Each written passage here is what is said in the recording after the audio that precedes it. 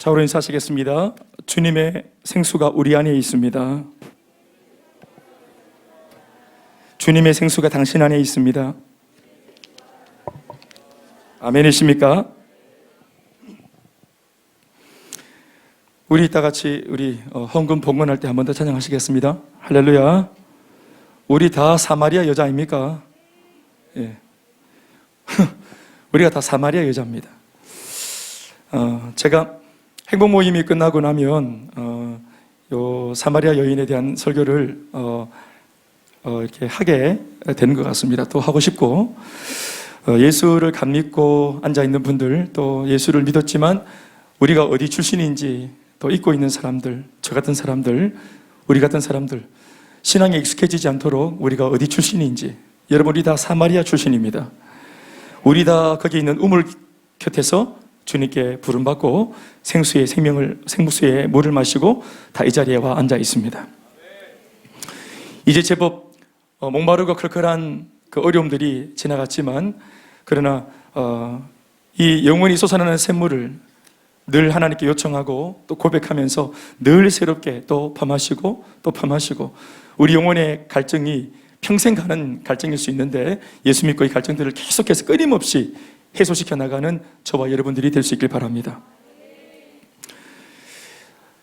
열심히 살지 않는 사람이 또 누가 있겠습니까? 인생은 다 열심히 삽니다. 열심히 사는데, 열심히 사는 것이 인생의 왕도가 아니라는 것이 우리에게 서글픔입니다. 해법이 있고 매뉴얼이 있어서 이렇게만 살면 참 좋다, 행복할 수 있다라는 그런 것들을 어디서 가르쳐 준다거나, 학교에서, 유치원에서, 초등학교에서, 중학교, 고등학교, 명문 대학에서 유명한 강사가 이런 것들 좀 알려주면 참 좋을 텐데, 이런 것들은 아무리 똑똑하고 유능해도 알려주지 못하는 것 같아요. 들어본 적이 없습니다. 그래서 인생은요, 저마다 다 제각기 삽니다. 자기가 살아보고 제법 괜찮은 삶이 있어서 정보를 교환하고, 요즘에 유튜브나 이런 데 보면 얼마나 많은 정보들을 그렇게 교환합니까? 내가 한번 해보니까 좋더라, 내가 한번 이렇게 해보니까 참 좋았더라 하는 것들을 이제 우리는 이렇게 온라인상에서 얼마나 많이 이렇게 같이 서로 이렇게 참 나눌 수 있게 되어졌습니까? 그것이 오프라인이든 온라인이든 관계없이 우리는 하여튼 이 모든 정보들을 서로 나누고 또 알려고도 합니다. 그런데 인생을 참되게, 가치롭게, 행복하게, 가슴 벅차게 사는 이러한 이야기, 이러한 매뉴얼은 우리가 들어보지 못했습니다. 오늘 이 본문에도 인생의 답을 몰라 이렇게 헤매고 있는 여자 하나가 나옵니다.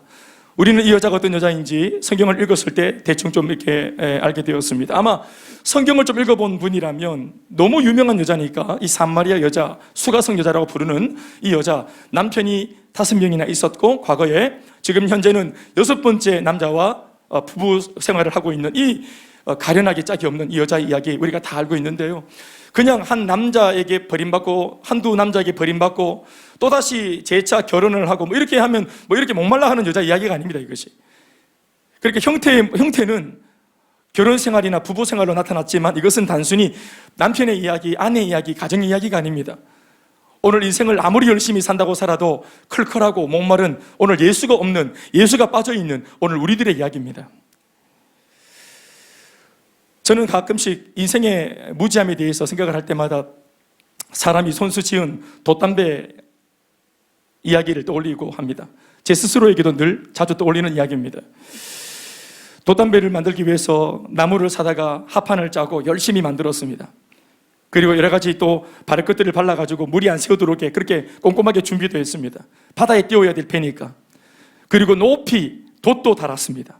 그리고 돛에 있는 그 살 사이에 이렇게 천막도 쳐가지고 거대한 천도 달았습니다. 이 하나하나가 김 목사가 말하는 것처럼 쉬워 보이지만 쉽지 않은 거였습니다. 열심히 했습니다. 꼼꼼하게 했습니다. 모든 것을 다 완비하고 바닷가에 배를 딱 밀어놓고 딱 기다리고 있는데, 마지막 한 가지, 순풍이 불어오지 않습니다. 바람은 우리가 조작할 수 없고, 바람은 인간의 노력으로 만들어낼 수 없습니다. 우리가 온천하 뭐 망가지를 다 하는 것처럼 그렇게 떵떵거리고 큰 소리 치지만 바람 한 줌을 풀어낼 수 없고 순풍 한 줌을 풀어낼 수 없습니다. 그래서 바람이 안 부는 이 참 모래사장에 이 완벽하게 만들어진 이 돛담배는 사실상은 무용지물의 돛담배인 것입니다. 인생을 생각해 보면, 또 세상을 돌아보면 정작 우리 인생에서 가장 중요한 요소들은 죄다 인간들이 만든다기보다는 하나님께서 우리들에게 무상으로 주신 것임을 깨닫게 됩니다. 우리가 숨쉬는 공기, 내가 허락하지 않고 신경 쓰지 않아도 내 갈비뼈 사이에서 힘차게 뛰고 박동하고 있는 심장, 자고 있어도 내 몸을 지키는 많은 그런 여러 가지 안전장치들, 특별히 사람의 생존과 관계되어진 것, 사람이 아무리 뛰어난 의술이 있어도 피 한 방울을 만들어내지 못하잖아요. 그래서 우리가 헌혈을 해서 수혈을 해서 넣지 않습니까? 정작 우리 인간들이 이 세상에서 생존할 수 있게 만들어주는 대부분의 내용물들은 우리 인간들이 창작으로 고안해낸 것이라기보다는 하나님으로부터 받은 것들임을 우리는 인정하지 않을 수 없습니다. 심지어는 우리가 아까도 말했지만 인생을 살아갈 때 열심히 산다고만 되는 게 아니라 이 부부 생활도, 가정도, 우리 아이들 양육 문제도, 우리 노후 문제도, 이러한 것들을 우리가 연구 안 하고 노력 안 하는 사람이 누가 있겠어요? 다 신경 씁니다. 그런데 어려움을 당하고 망치고 자빠지고 넘어지고 피를 쏟습니다. 우리에게 그래서 우리를 창조하신 하나님이 필요한 겁니다. 나를 창조하시고 나를 고안하시고 당신의 아이디어와 뜻과 계획대로 설계하신, 나를 설계하신 분, 나를 디자인하신 분의 이야기를 듣는 것이 지혜인 줄로 믿습니다. 그러므로 저는 확신을 가지고 감히 단언하는 바, 우리 인생들은 하나님을 등지고 살아서는 절대로 행복할 수 없습니다. 우리가 지음받은 피조물이기 때문에 나를 창조한 창조주와 아무런 관계가 없이 산다면 이것은 절대로 행복할 수가 없습니다. 어쩌면 생존 자체가 문제가 될 겁니다. 행복, 성공 이런 것은 나중에 문제고 생존 자체, 존립 자체가 문제가 생길 것입니다. 인생을 살아보면 알게 되지만 인생이라고 하는 것이 우리가 맘먹은 대로 순순히 따라와 주는 것이 절대로 아닙니다. 내 가정 하나도 내 힘만으로는 유지할 수 없습니다. 때로 내가 내 배 아파 낳은 내 자식들마저도 내 마음대로 커주질 않습니다. 마치 인생은 한참을 굴러다니는 럭비공과 같이 어디로 튈지 도저히 알 수가 없고 종잡을 수가 없습니다. 이런 인생을 놓고 인간이 하나님을 의지하지 않고 나를 창조하신 분의 이야기를 우리가 거절하고 외면하고 자신의 힘만으로 살아내본다고 말하는 것 자체가 이미 어불성설이라 느껴집니다. 우리 인생에는 반드시 우리를 창조하신 하나님이 오셔야만 합니다. 우리 모두는 존재론적으로 나를 창조하신 창조주가 필요합니다. 이것을 우리가 인정해야 합니다. 이것을 인정하는 데서부터 소위 신앙이라고 하는 것이 시작되어지는 것입니다. 나의 무능함을 인정하고 주님의 능력을 인정하는 것이, 아멘이십니까? 그것을 인정하는 것이 신앙입니다. 그러나 예수를 믿는 척하지만 이 사실을 하나 인정하지 않고 산다면 그 사람은 신앙생활을 하는 것이 아닙니다. 나의 무지함을 알고 주님의 능하심을 인정하는 것, 나의 죄인됨을 인정하고 주님의 의로움을 인정하고, 그래서 의지할 것 없는 내 인생 총두리째 들어서 주님께 갖다 꽂아서 주님께 의지하고 주님께 쫓붙임을 당하기를 소망하는 열망이 일어날 때 이것이 신앙인 줄 믿습니다. 오늘을 살아가는 모든 현대인들은 영적으로나 육적으로 가뭄을 만난 상태라고 성경은 말씀하십니다. 사랑이 고갈되었기에 사랑이 안 됩니다. 사랑이 바싹 말라서 가물어져 버렸습니다. 우리 속에 더 이상 퍼낼 사랑이 없습니다. 그래서 사랑이 안 되는 겁니다. 왜 사랑이 안 되냐고요? 사랑이 없기 때문에 안 됩니다, 여러분. 용서가 고갈되었고 가물었기 때문에 꺼내고 나누어줄 용서가 없으므로 용서가 안 되는 것입니다. 인내와 오래 참음과 자비와 선함이 고갈되어 사라졌기 때문에 사람 안에서는 결코 선하고 좋은 것들이 우리 속에서는 나올 수가 없습니다. 우리 인생은 하나님을 떠날 때 모두 가뭄 상태에 들어선 겁니다. 왜냐하면 하나님이야말로 우리 인생의 원천지이시기 때문에 그렇습니다. 사랑도 주님으로부터 오는 것이고 인내하고 지구력을 가지고 오래 참는 것도 하나님으로부터 오는 것입니다. 그러니 하나님과 단절되어지면 우리 속에서는 단연 아무것도 좋은 것이 나올 수가 없어요. 원천지와 파이프가 연결되어져서, 아멘입니까? 신앙이라는 파이프가 연결되어져서 그 원천지로부터 사랑을, 은혜를, 또 남을 용서하는 것들을 공급받아서 사랑하고 용서하는 겁니다. 그러니 이것이 문제가 되어지면 이것도 안 되는 겁니다. 그래서 일찍이 요한 사도가 뭐라고 말했습니까? 네 영혼이 잘됨 같이 네 범사가 잘되고 강건한 복이 있고 형통할 거라 했습니다. 우리의 범사가 잘되고 강건한 복의 모든 근원은 어디에서 오는 겁니까? 영혼이 잘되는 만큼만, 잘됨 같이, 아멘입니까? 하나님과 나 사이가 건강하고 돈독한 만큼만 우리 범사는 잘 되는 겁니다. 그러니 예배가 무너지고 기도가 무너지고 말씀이 무너지고 영적인 교제가 무너지고 하나님과 단절되어지고 예배하는 몸된 교회와 관계가 단절되어진 이후에 나 혼자 예수 믿고 독고다이로 인터넷 예배 드리면서 여러분 신앙생활은 그렇게 하는 것이 아닙니다. 이 관계가 무너지면 이 모든 게 문제가 일어나는 것. 냉장고에 플러그가 하나 빠져보세요. 넣어놓았던 각종 맛있는 음식들, 식재료들이 다 부패하고 썩어버립니다. 아무리 양질이 좋은 것들을, 싱싱한 것들을 산지 직송해서 집어넣어놔도 냉장고에 플러그가 빠져서 냉장고가 신선도를 유지하지 못하면 다 쓰레기가 되는 겁니다. 내 속에 학문, 지식, 또 계획들, 인생의 열망들, 꿈들 많은 걸 가지고 있는 영적인 냉장고 같은 내가 하나님께 꽂혀있는 플러그를 뽑는 순간 이게 전체가 다 부패하고 오염되는 것입니다. 그러나 하나님을 떠남으로 생긴 문제라면 얼마나 그래도 좋은 기회가 있잖아요. 뭡니까? 하나님과 떨어졌던 이 영적인 플러그를 다시 한번 하나님께 힘차게 꽂아 넣으면 회복될 수 있습니다. 그래서 영적인 문제가 회복되어지면 전 세계의 모든 발생했던 문제들은 다 사라집니다. 인생이 재미가 없다, 우울하다, 외롭다, 잠이 안 온다, 걱정이다, 부부관계의 문제들, 자녀 양육의 문제들, 노후의 문제들, 하나님께 뽑힌 이 플러그를 꽂아 넣으면 주님이 믿음을 주시고 담대함을 주시고 주님이 배짱을 주시고 주님이 긍정적인 마음을 그분이 주시는 겁니다. 내가 애써서 긍정으로 생각하는 게 아니라 그분이 긍정의 힘을 주시는 겁니다. 아멘, 아멘. 오늘 본문에 등장하는 여인이 있습니다. 그녀는 인생 가뭄을 만난 여인입니다. 그녀는 사마리아라고 하는 땅에 살고 있는 여인으로서 그 마을에서는 누구나 다 아는 그렇고 그런 여인이었습니다. 사람들은 그녀에 대해서 말하거나 언급하는 것 자체를 기뻐하지 않습니다. 그녀에 대해서 말하는 것 자체가 별로 그렇게 사람들의 구미를 당기는 그런 소재가 아닙니다. 그녀에 대한 정보나 단서는 전혀 오늘 성경책에도 언급하고 있지 않지만, 그런데 단 한 가지 정도 그녀가 예수님을 만났던 그 당시 어떤 환경에 처한 인물이었는지를 조금 우리가 얻을 수 있는 단서가 몇 구절 적혀 있습니다. 6절과 7절에 있는 말씀을 우리가 귀뜸으로 얻을 수 있겠죠. 단서로 읽어보시겠습니다. 이 여자에 대한 묘사입니다. 시작. 거기 또 야곱의 우물이 있더라. 예수께서 길 가시다가 피곤하여 우물 곁에 그대로 앉으시니 때가 6시쯤 되었더라. 자, 성경에서 나오는 시계 6시 그러면 성경에 기록되어져 있는 모든 시간은 6시간을 우리가 다시 반대로 계산하면 됩니다. 오전 9시 그러면 오후 3시를 말하는 것이고, 성경에서 오후 6시라 그러면 그러니까 정오를 말하는 겁니다. 6시간. 예수님이 못 닦이신 시간이 이제 9시다 할 때 우리가 계산하는 것은 3시다 이렇게 말하는 것입니다. 이해가 되십니까? 오늘 예수를 만나기 위해서 우물가로 나온 이 여자가 시간을 딱 적고 있죠. 성경이 이런 것들을 적는 것은 그냥 적는 게 아닙니다.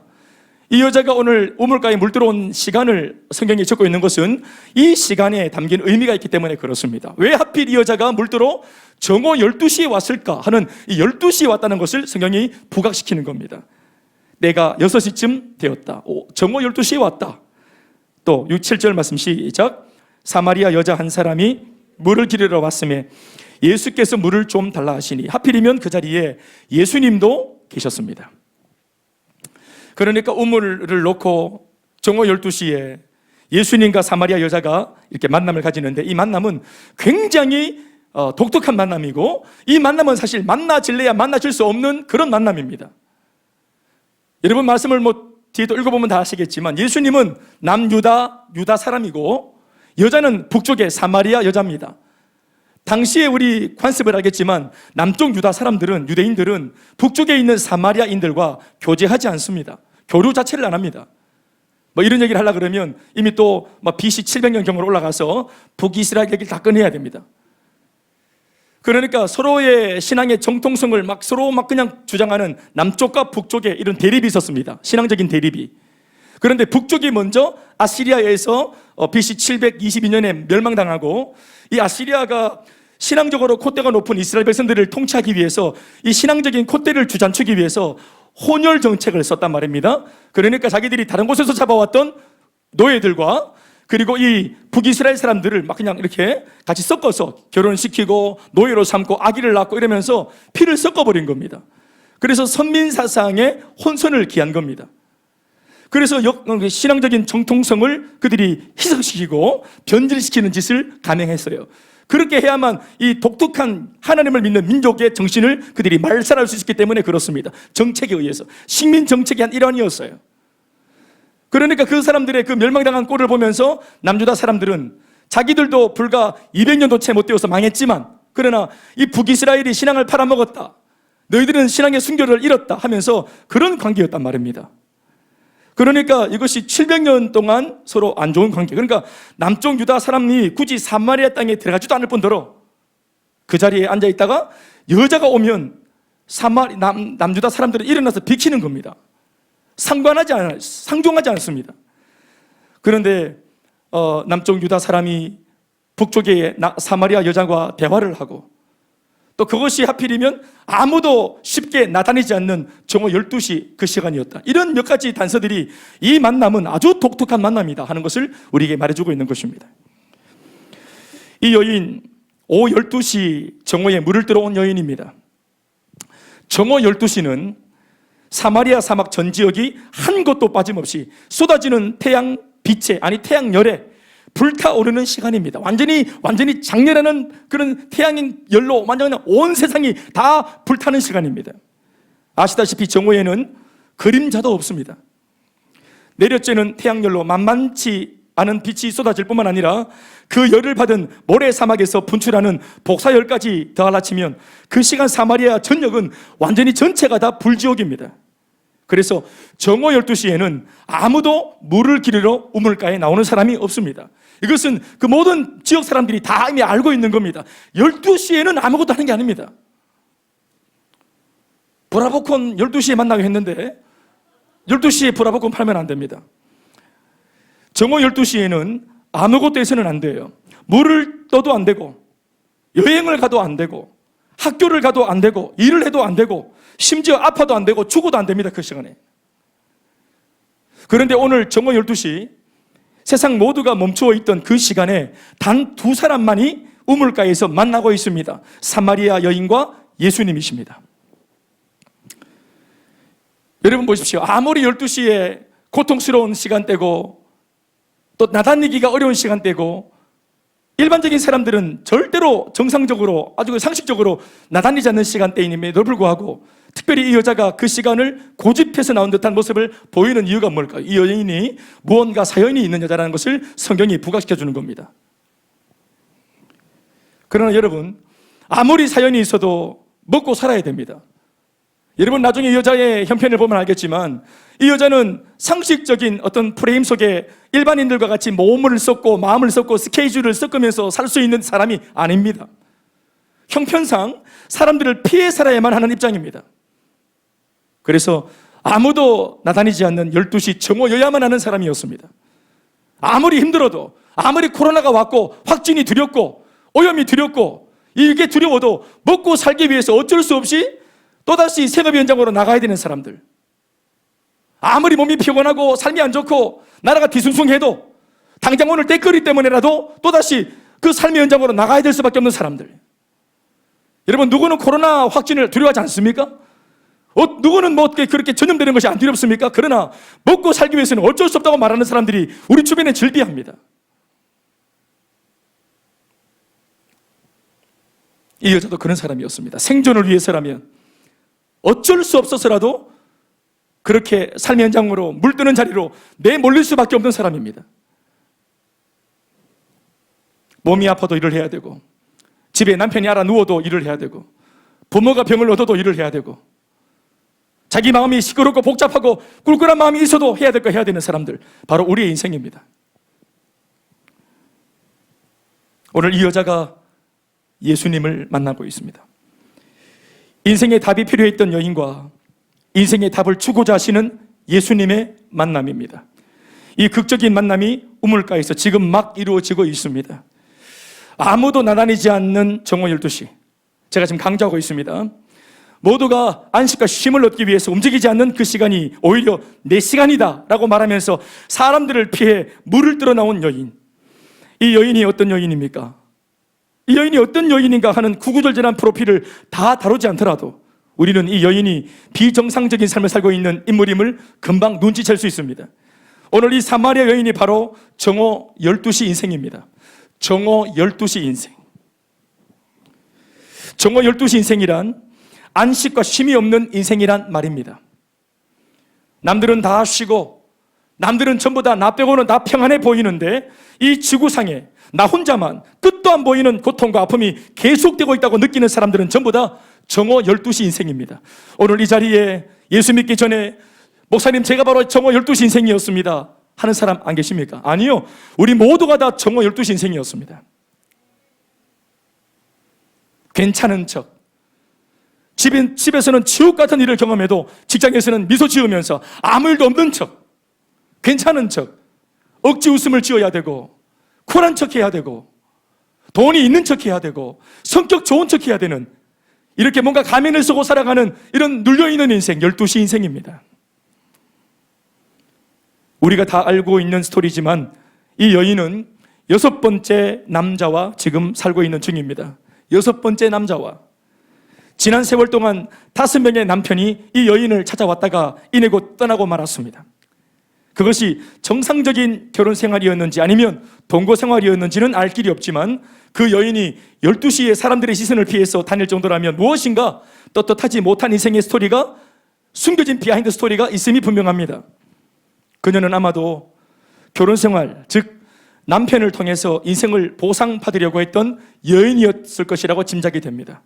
그렇게 안 되는데도 계속해서 남편을 갈구하는 것을 보면, 그렇게 잘 안 되는데도 계속해서 가정, 부부 이것을 고집했던 것을 보면 이 사람은 사람을 의존하는 사람이었을 것이라 짐작할 수 있습니다. 그래서 5번이나 결혼을 시도했다고 보여집니다. 아니, 지금까지 6번째 그녀는 시도하고 있습니다. 남편이 쉼을 주고 남편이 안식을 줄 것이라고 기대했습니다. 그러나 오히려 이제까지 모든 남성들은 그녀에게 실망과 상처만 남기고 떠나버렸습니다. 새로운 남자를 만났을 때 처음 초반에는 안식이 있는 듯, 쉼이 있는 듯 했을 것입니다. 행복한 척 했을 것입니다. 이때까지 못했던 거 우리도 좀 해보자면서 가족 사진을 찍기도 하고 여행을 가기도 하고 나도 보란 듯이 하면서 한 맺혔던 거 다 하고 살았을 것입니다. 그러나 문제는 사람으로 인해 주어진 안식과 쉼은 영원할 수가 없는 것이었습니다.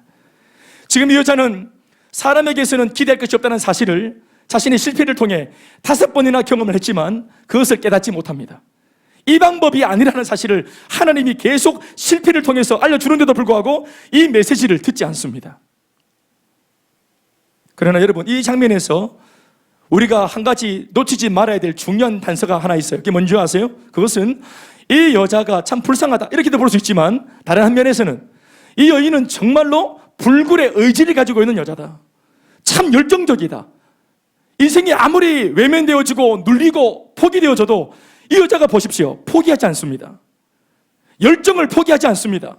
집념을 버리지 않습니다. 나 행복할 거야. 나 보란 듯이 좋은 가정 만들어 볼 거야 라고 하는 이런 열정을 포기하지 않습니다. 그래서 5번을 도전했고 안 되었지만 6번째 지금 또 도전하고 있습니다. 집념 하나, 열정 하나를 여러분 귀하게 봐야 됩니다. 열심히 살고 싶어 합니다. 자신의 인생을 성공적인 인생으로 일으켜내고 싶어 합니다. 여러분, 이런 마음이 있어야 됩니다. 의지가 꺾이면 안 됩니다, 여러분. 그런데 중요한 것은 이 여자가 나는 반드시 회복될 거야 라고 목적을 세운 반면 자기가 세운 목적을 위해서 방법도 자기가 결정한 것입니다. 나는 남자를 통해 행복해질 거야. 나는 가정을 통해, 결혼을 통해 행복해지고 말 거야. 다른 방법도 많이 있을 텐데 자기는 이 방법을 고집합니다. 반드시 결혼을 통해, 남자를 통해 행복하리라. 그렇게 하면서 계속 밀어붙이고 있습니다. 이 여인을 누군가가 막아주지 않는다면 그녀는 6번이 아니라 앞으로 60번도 600번도 생애에 마감될 때까지 계속 도전하고 이 집념으로 계속 그 방향으로 계속 우물을 팔 사람이에요. 몇 번 실패를 통해서 이 길이 아님을 빨리 알아야 하는데 그녀는 그 생각을 못합니다. 그래서 오늘 예수님이 이 잘못된 걸음을 멈추게 하시기 위해서 오늘 오신 겁니다. 아멘이십니까? 예수님이 7번째 남자 아닙니까? 7번째 주님으로 오셔서 이 여인의 이 집념, 잘못되어진 집념을 막아내는 겁니다. 아멘입니까? 또 정오 12시 인생이란 생존을 위해 치열한 전쟁을 치르고 있는 인생이라는 말입니다. 안식과 쉼이 없어도 인생이란 그래도 살아있으니 먹고는 살아야 한다는 것이야. 안식과 쉼, 평안과 행복도 있으면 좋겠지만 더 좋겠죠. 하지만 그런 것이 없다 해도 오늘 먹을 물이 필요한 것입니다. 그래서 그녀는 불행한 채로 안 행복하지만 여전히 삶의 현장에 물을 기르러 나와 있습니다. 코로나가 창궐해도 일터에 일하러 새벽 일찍 나와 있습니다. 그 일터에 많은 사람들이 거리두기가 안 되어서 밀착해서 일을 수밖에 없는 안전이 보장 안 된 그런 현장이지만 그러나 먹고 살기 위해 그런 현장에 나와 있습니다. 내면의 기쁨이 없어도 아이를 유치원과 학교에 보내야 합니다. 내 마음속은 썩어 문드러져도 남편을 출근시켜야 합니다.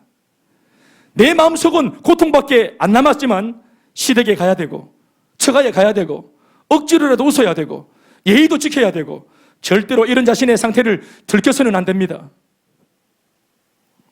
치열한 생존 전쟁입니다. 이것은 남성도 마찬가지고 이 자리에 앉아있는 학생들도 마찬가지입니다. 마음속에는 염려, 걱정, 의심이 충만하고 성적 때문에 마음이 눌리고 미래가 불투명하고 비교의식에 사로잡혀 있고 우리가 주님을 사랑합니다. 하나님을 사랑합니다. 주님께 쓰임받고 싶은 열망도 그대로 있습니다. 아멘이십니까? 주님을 사랑하는 채로 이런 마음이 공존할 수 있습니다. 여러분, 하나님을 사랑하는 마음과 아무 상관없이 내 마음의 염려, 걱정, 의심은 똑같이 공존할 수 있습니다. 삶이 비참해도 사람은 때가 되면 배가 고파요. 아내를 먼저 보내고 남편을 먼저 보내고 부모를 졸지에 보내고 심지어 아이를 먼저 떠나보내고 절망과 슬픔 속에 막 울다가도 이게 때가 되면 배가 고파요. 이게 인생의 비극입니다. 장례 치른다고 잠시 휴가를 받았습니까? 슬픔이 일주일 동안 사라집니까? 그것이 임시 휴가를 받은 얼마 동안 사라지냐 말입니다. 아닙니다. 해결되지 않습니다. 그런데 시간이 되어지면 우리는 다시 이 아픔을 그대로 가진 채로 회사에 고마워하면서 나를 배려해준 회사에 고마워하면서 우리는 또다시 그 현장으로 가야 합니다. 맡겨진 업무를 감당해야 됩니다.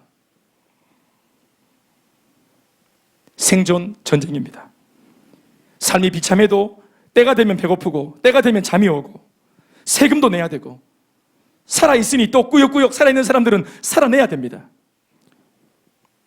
또 정오 12시 인생이란 죄책감에 눌려 떳떳하게 살고 있지 못한 죄인된 인생을 말합니다.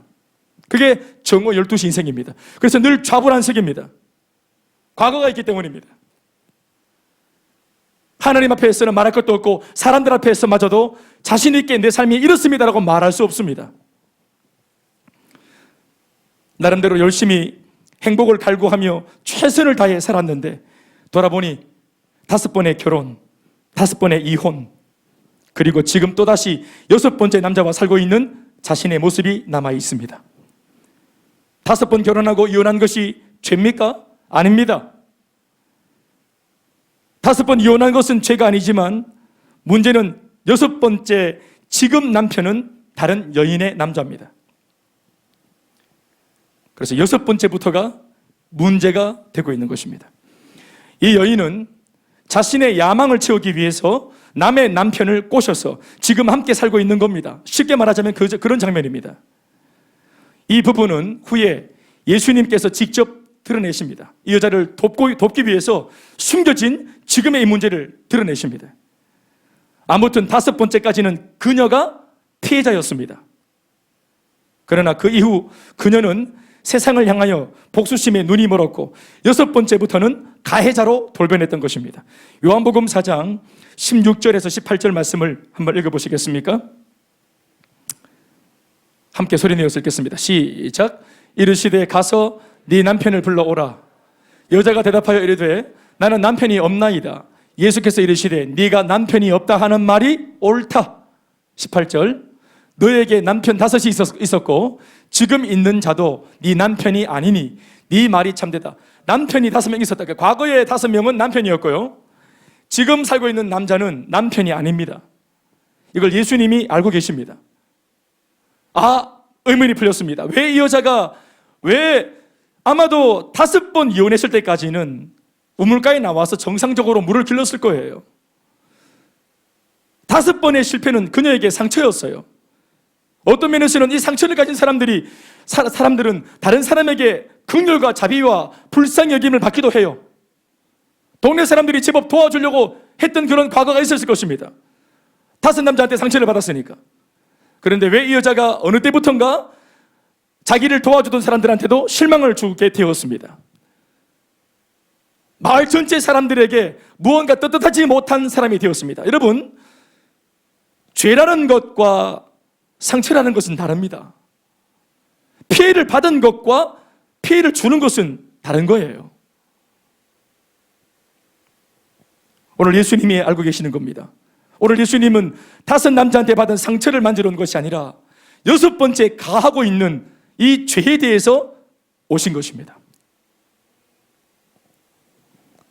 이 여인은 지금 현재 죄인입니다. 그러니 세상 앞에서 그녀가 떳떳하지 못했던 겁니다. 그래서 12시 우물가를 찾은 것입니다. 상황이 이쯤 되면 사탄은 이런 기회를 절대로 놓치지 않고 강력하게 외쳐대기 시작합니다. 이 모든 실패는 네 잘못이야. 네가 박복해서 가정에 깨어진 것이고 너는 아주 무능하고 부정하고 추한 인간이라고. 5번이나 실패했으니 지금 6번째 가정도 반드시 실패할 것이라고 마귀는 참소하고 정죄하고 마음에 짐을 올려놓습니다. 또 그러면서 마귀는 말하기를 그렇지만 너도 이제까지 상처를 받았잖아.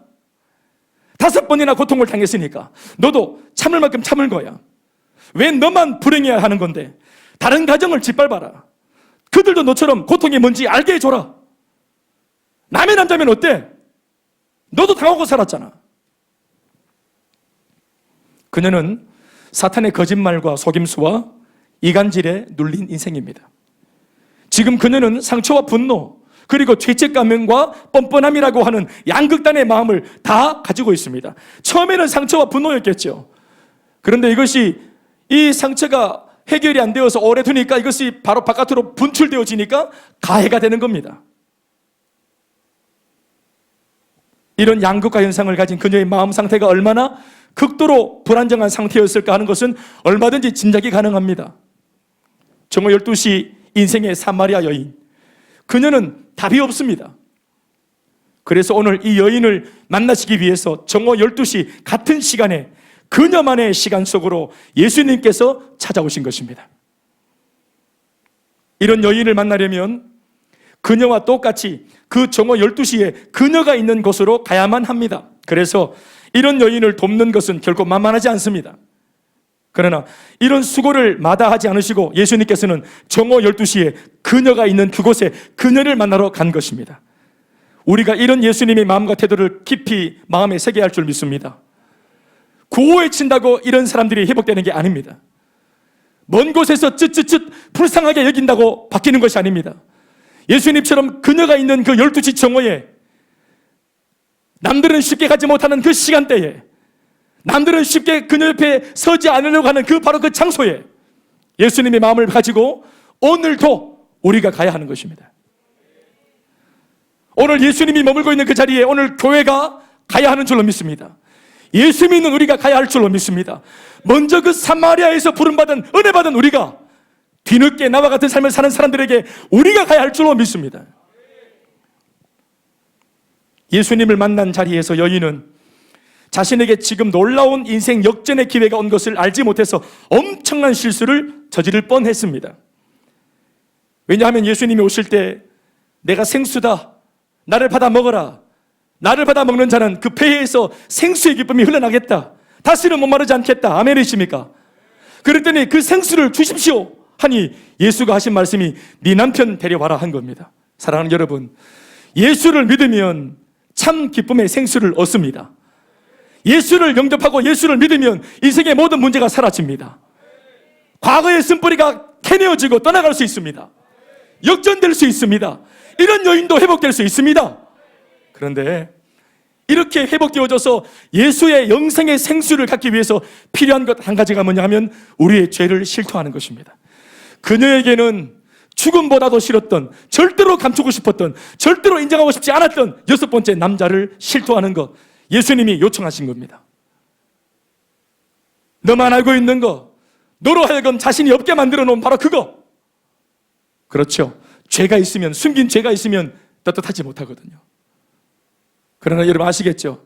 죄가 숨어있는 죄는 세상에서 가장 강한 힘을 가집니다. 그러나 폭로되어진 죄는 세상에서 아무것도 아닙니다.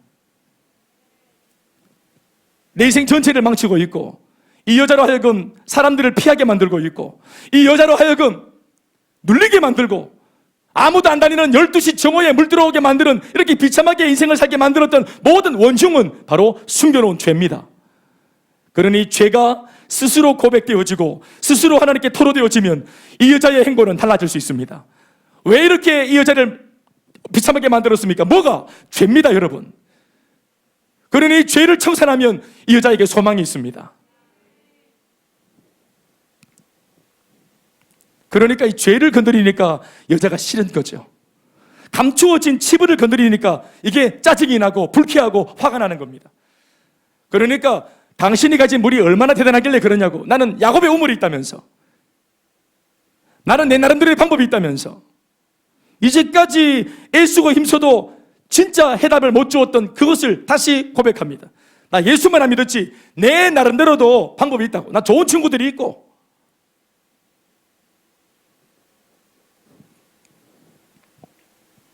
내 나름대로 또 명상도 하고 책도 읽고 내 나름대로 하고 있다고. 이 모든 것이 야곱의 우물입니다.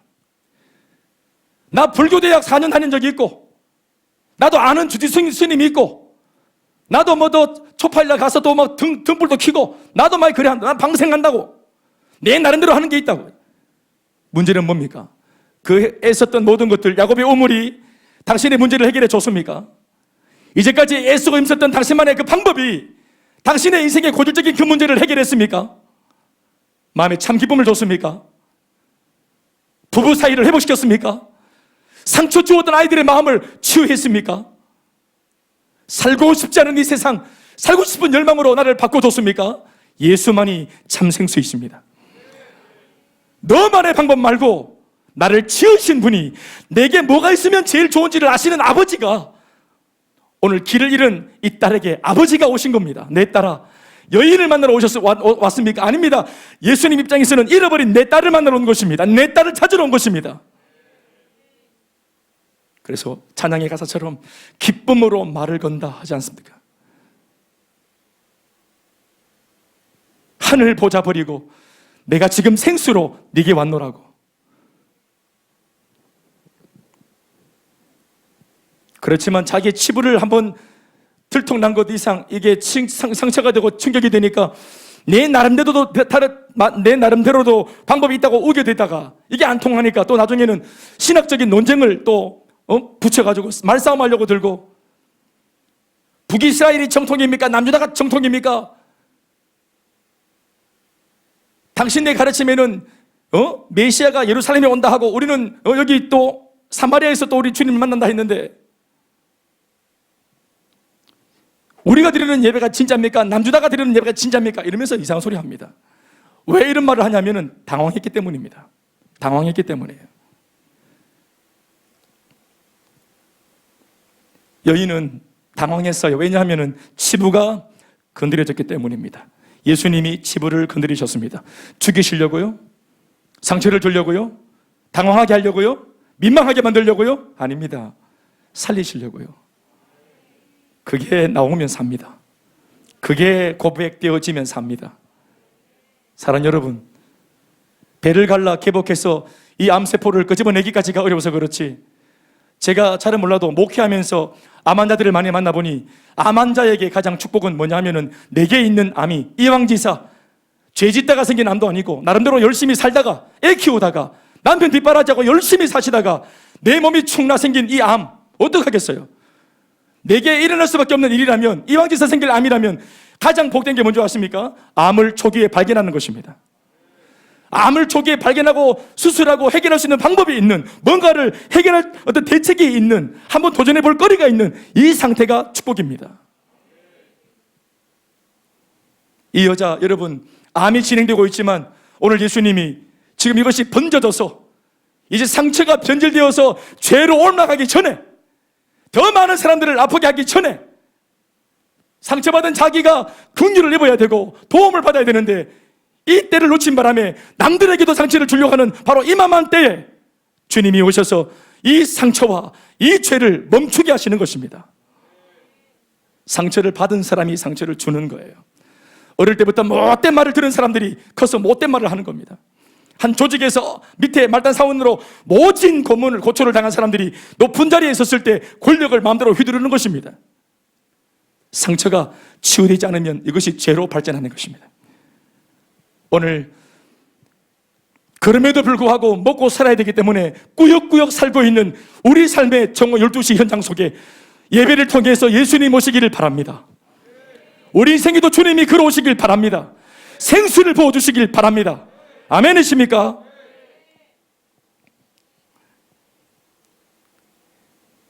그녀는 예수님을 공격하고 무한하게 만들어서 돌려보내려고 했던 것입니다. 꽁꽁 묶어놓았던 자신만의 인생 속으로 그 누구도 헤집고 들어오지 못하게 막으려고 하고 있습니다. 그래서 그녀는 자신에게 물을 달라고 하시면서 말을 건네시는 예수님께 대바라진 말을 하면서 아주 못되게 굴었죠.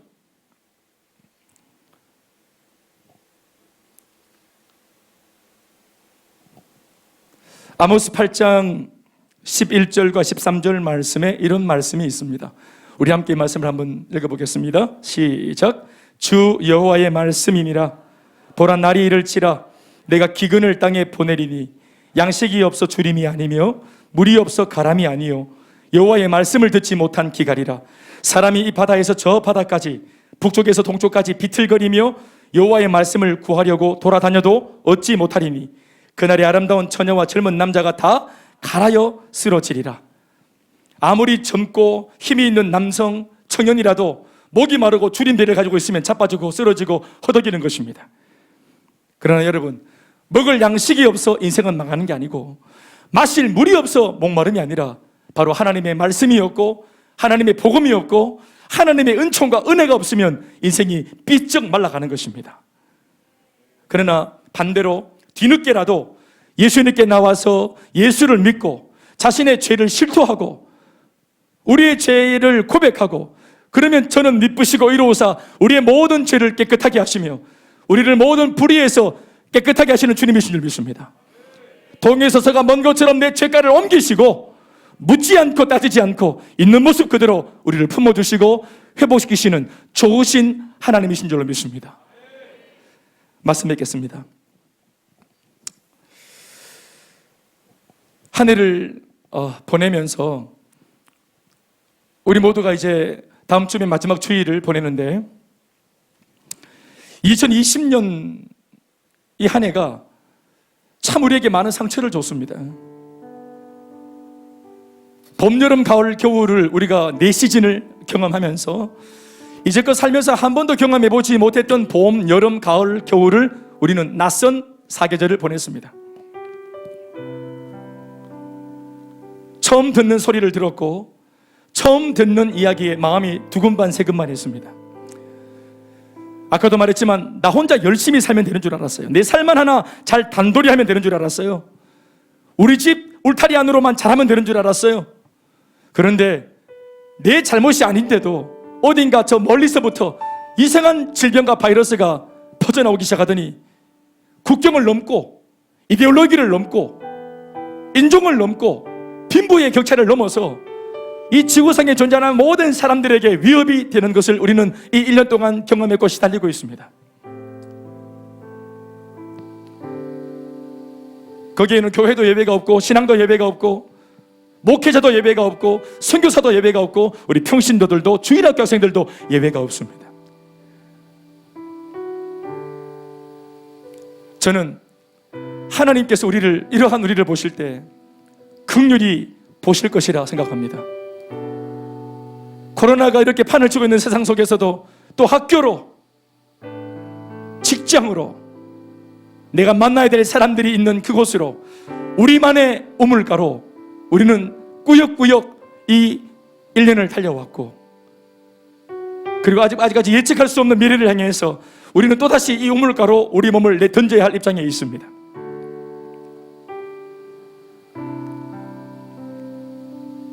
우리 속에는 생수가 있다고 믿고 있지만, 예수를 믿는 우리 속에는 주님이 계시다고 믿고 있지만, 어떤 성도들을 보면 내 속에 있는 생수를 써먹지 못하는 분이 있는 것 같아요.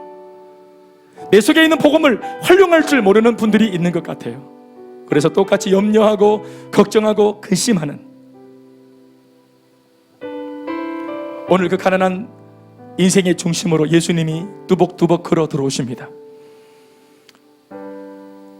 그리고 우리들에게 숨겨놓은 남편을 내놓으라고 말씀하십니다. 그 일 후에 세상에 감당하지 못하고 줄 수 없는 생명의 생수를 마음에 간직할 수 있도록 돕겠다고 하십니다. 우리의 염려와 걱정과 근심, 두려움들, 오늘 이 마지막 12월 셋째 주일 드리는 예배를 통해서 하나님께 다 맡길 수 있는 은혜로운 예배가 되길 바랍니다. 사랑하는 여러분, 우리에게 복음이 있으면 이 목마름과 이 주님을 넉넉히 이겨낼 수 있습니다. 두려움을 저만치로 밀어낼 수 있습니다. 하나님이 얕아지니까, 말씀에 대한 의존도가 얕아지니까 세상이 커 보이는 겁니다. 두려움이 확대되어지는 것입니다. 우리의 착각입니다. 하나님이 더 크십니다. 하나님이 질병보다 더 위대하십니다. 하나님이 우리 죄보다 더 위대하십니다. 그 주님을 온몸으로 깨닫는 그 은혜가 있길 주의 이름으로 축원합니다. 박수하시겠습니다.